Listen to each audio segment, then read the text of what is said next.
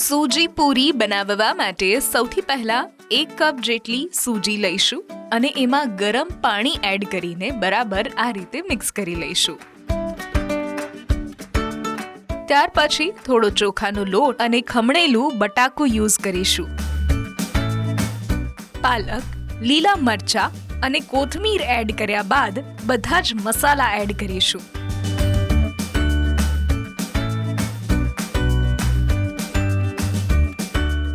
છેલ્લે તલ ઉમેરીને આ રીતે લોટ બાંધી લઈશું. ખાસ એ વાતનું ધ્યાન રાખવું કે લોટ બંધાઈ ગયા પછી વધારે રેસ્ટ નથી કરવાનો, નહીં તો એ તરત જ ઢીલો પડી જશે. બસ આ રીતે પૂરી વણીને ડીપ ફ્રાય કરી દો. સૂજીની પૂરી આપણી બનીને તૈયાર છે.